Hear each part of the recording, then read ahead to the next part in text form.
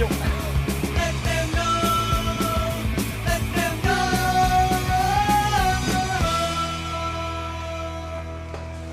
Bonjour, on n'a pas rendez-vous.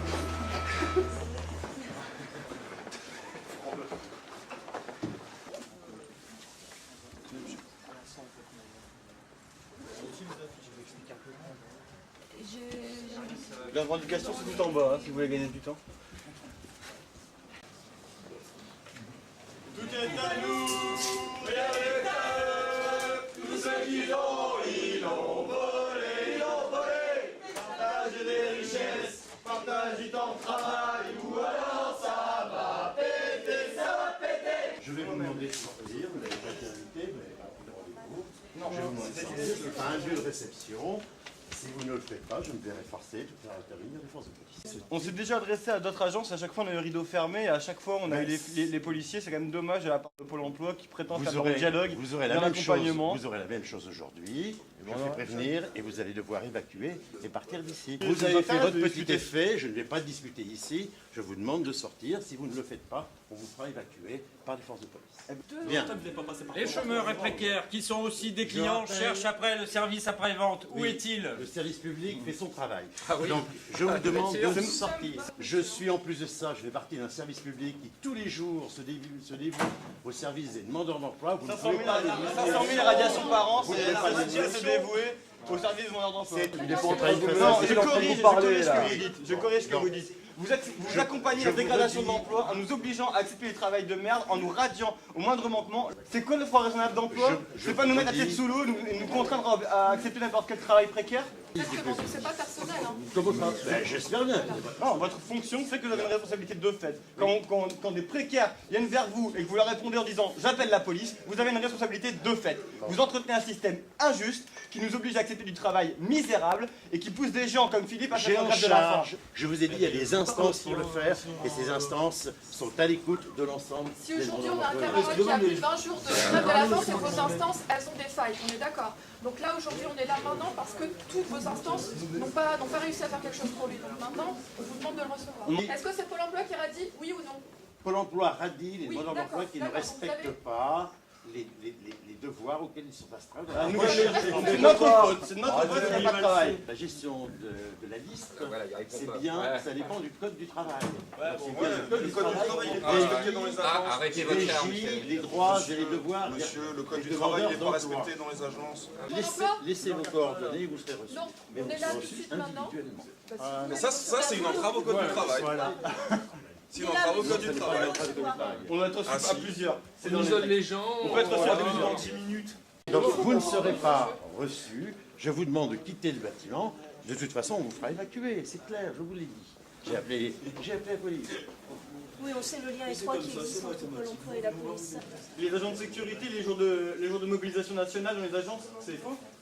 Ou quand Pôle emploi préfère dépêcher en contrat de 1 jour des gens pour surveiller les agences, les jours de mobilisation nationale. Il est beau le dialogue social. Là la tronche du dialogue social quoi. Depuis le 17 janvier, dès qu'il y a une mobilisation nationale, il y a un agent de sécurité par agence. À 6, on a fait fermer une agence. À 6 6 personnes, on a fermé la- rue de Condé. Rue de Condé, on était 6. S'il y a des agents de sécurité, c'est que depuis longtemps, la sécurité est celle de l'emploi stable et durable et celle du revenu décent. Cette sécurité-là, elle n'existe plus depuis longtemps. On n'envahit pas un site à 20 pour se faire recevoir. Ce sont des méthodes et une pression qui est inacceptable. Alors monsieur, c'est des... Surtout dans un pays comme le nôtre. On n'a pas eu le choix. Si on avait pu avoir une solution tout de suite, monsieur, je vous assure qu'on se serait abstenu de venir un mercredi matin vous envahir comme vous dites. Monsieur Orlin serait venu seul ce matin, il aurait demandé d'être reçu, il aurait été reçu. C'est faux. Vous rigolez pour qu'il soit reçu dans son agence, monsieur. Dans son agence, on a dû venir à 20. Sinon, il n'aurait pas été reçu. Vous préférez qu'on retourne la violence contre nous en faisant une grève de la faim plutôt que dans vos agences avec les vigiles, je sais pas quoi. C'est ça en fait. On faut prendre sur nous tout le temps. 500 € par mois, tu te tais et tu vis avec. Non, il y en a marre à un moment donné. Je vous rappelle et je vous invite à quitter ce bâtiment. Bah voilà les Vous soutiens n'avez là. pas répondu, Là, monsieur. c'est l'armée de réserve, c'est le lieu. C'est faux. Ben, c'est l'armée de réserve, vous avez demandé, vous avez envahi, et bien on prend les moyens. Placement d'urgence. Alors monsieur. C'est notre armée de réserve. L'armée de réserve des chômeurs. C'est notre armée de réserve à nous.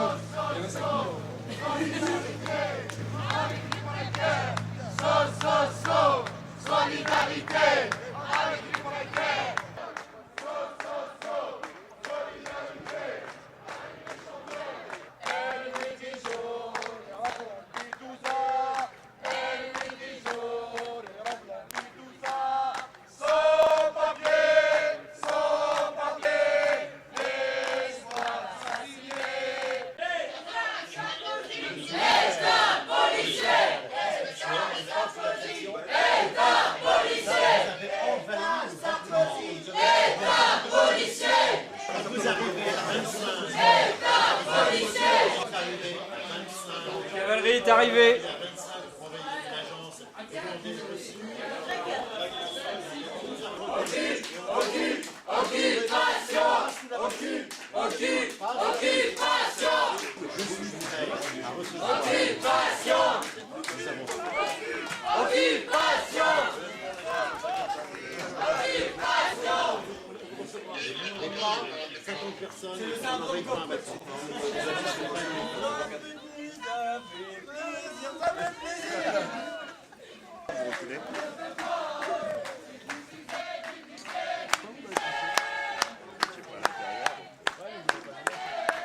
Vous êtes en train de dialoguer avec qui en fait là? C'est le directeur adjoint de la direction c'est le directeur adjoint de lycée. Alors il dit que le grand chef est pas là, du coup il veut pas parler. Ouais, il y a Maubeuge.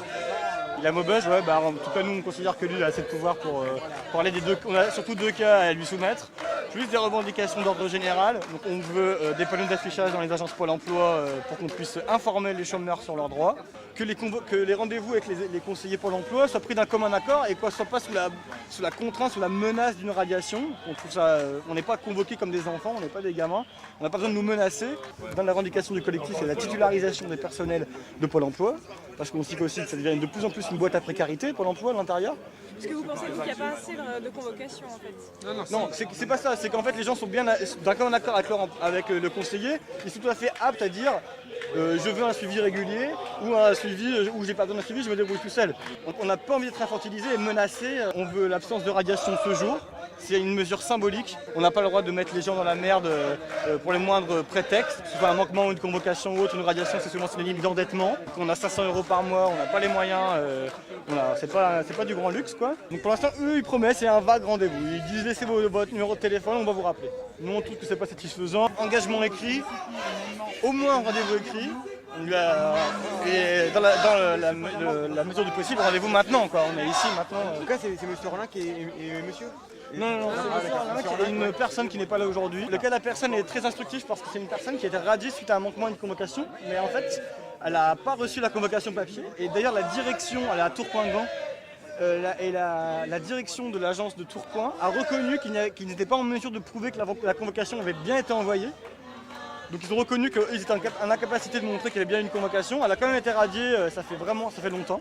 La semaine dernière, le collectif a fait une demande de recours gracieux en demandant l'annulation de la radiation et ça a été refusé. Alors quand bien même ils ont reconnu qu'ils n'étaient pas en mesure de prouver qu'il y avait une convocation écrite. Vous voulez entamer depuis combien de temps votre mandat? Ça fait 20 jours. 20 jours. 29 février. J'ai voulu me donner les chances de mon côté, je suis auto-entrepreneur, donc je suis au niveau de l'ASS Acre. Moi je vis avec 486, ça veut faire une grève de la faim pour avoir un travail, parce que moi déjà premièrement je ne peux pas vivre aux minima sociaux. Deuxièmement je ne peux même pas avoir de complément à RSA avec mon ASS. J'ai mon épouse, normalement elle devait s'intégrer, elle est demandeur d'asile avant. Donc là, en demande de papier sur un titre de séjour tout à fait normalement. Et Pôle emploi a menti sur le fait que, elle ne pouvait pas s'intégrer. Donc en tant que demandeur d'asile, on lui disait, on ne peut rien pour elle. L'emploi lui a dit qu'elle ne pouvait pas s'intégrer en fait. Voilà, qu'elle ne pouvait pas faire de stage, qu'elle ne pouvait rien faire. Et ça fait 3 ans. Et moi j'ai su dernièrement que c'est tout le contraire. Pôle emploi m'a donné 3 annonces, mais alors des annonces un peu bidons parce que... Pour être reçu, on a dû y aller aussi avant. Ouais, voilà. Parce qu'avant, c'était pas possible. Pas seul quoi. Voilà. Avant, il s'est fait embarrer, on a dû y aller avant. C'est pour ça qu'on utilise ces modes d'action. C'est un mur, je veux dire, ils veulent même pas avoir un rendez-vous, avec Ah oui, ils ont refusé de voilà, recevoir le collectif. Même en délégation. On est venus nombreux, mais l'idée, on avait mandaté des gens avec 2 personnes. Voilà, quoi. en délégation. Enfin, même être reçu par plusieurs personnes. Nous, c'est le CSP 59, un collectif, une association créée en 1996. À la base, ce sont des sans-papiers qui ont refusé d'être enfermés et qui ont décidé de sortir de Londres et de se constituer en collectif. Et depuis cette date, ils se battent pour la régularisation des sans-papiers, de tous les sans-papiers. Et la lutte se poursuit. Évidemment, le CSP n'est pas seul dans cette lutte. Elle a des associations et des collectifs partenaires. Et parmi ces associations et collectifs partenaires, il y a évidemment le collectif des chômeurs et précaires qui se bat à un côté. On vit dans des conditions précaires et alarmantes. En portant notre soutien mutuel avec nos partenaires collectifs chômeurs et précaires, jusqu'à satisfaction de nos revendications justes et dignes. Il y a une formation interne qui est prévue, qui dure 21 jours. Il faut savoir que la formation normalement initiale, du temps de la NPE, c'était 6 mois. Là, on est sur 21 jours. Et ils sont là pour 1 an, pas plus. 1 an. Et au bout d'1 an, hop, dehors, C'est des CDD on en d'un prend an en d'autres. général qui sont- Un an.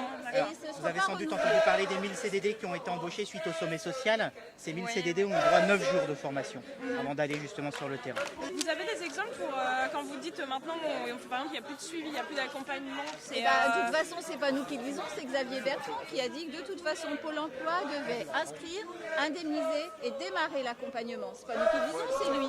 Ça veut dire quoi? Démarrer l'accompagnement, c'est faire le ID. Entretien, inscription, diagnostic. Ou à la fois, on travaille sur le projet du demandeur d'emploi et sur son indemnisation en 3 quarts d'heure.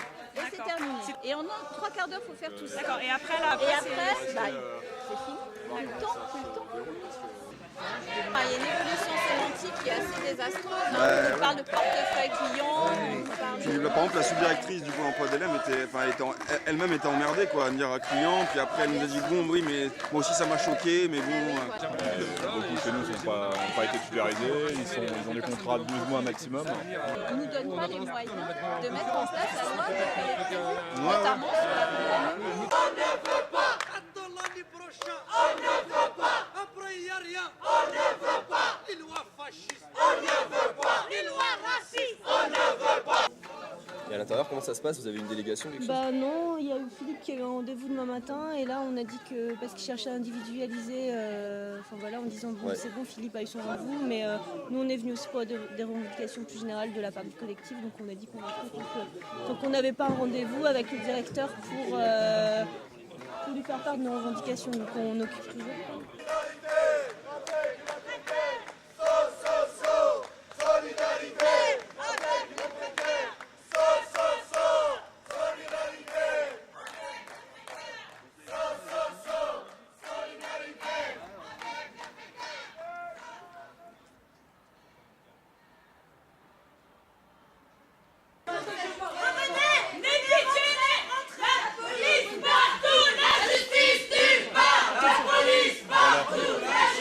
À la rigueur, Attends, laisse sortir monsieur. Allez, c'est parti. Allez, sortez. À la rigueur, il a fait interdire les portes. Allez. Et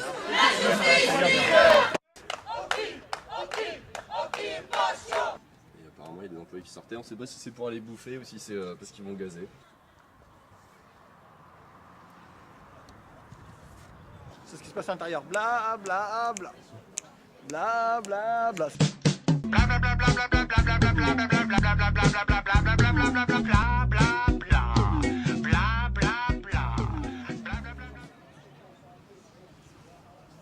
Tu parles trop.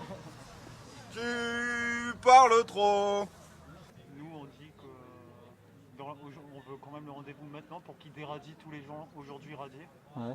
Et ce qu'on avait dit en fait. Ouais. Plus les autres trucs, voir ce qu'il peut faire quoi. Bah non mais revendications concrètes elles doivent être satisfaites. Hein. Après le reste on verra. Après le reste, ça on en parlera en réunion, c'est la philosophie du collectif elle changera, mais là aujourd'hui on a des revendications concrètes. Donc, on veut la déradiation, après lui dit qu'il peut pas, mais nous on pense qu'il peut. c'est qui peut alors c'est le ministère c'est le ministre de l'emploi quoi.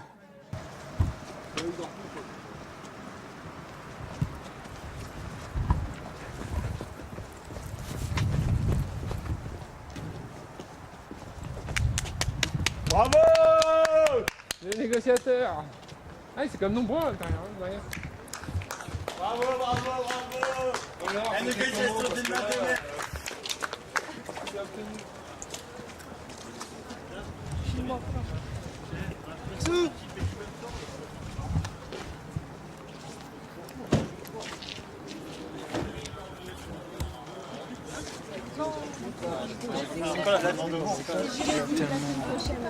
Il a pas encore donné avec un rassemblement devant.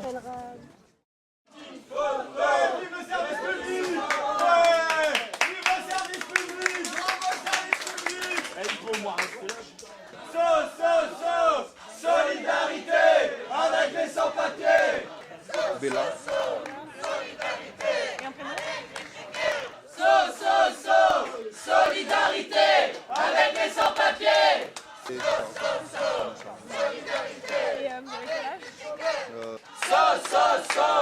solidarité avec les sans-papiers. Solidarité avec les précaires. Solidarité avec les sans-papiers. Solidarité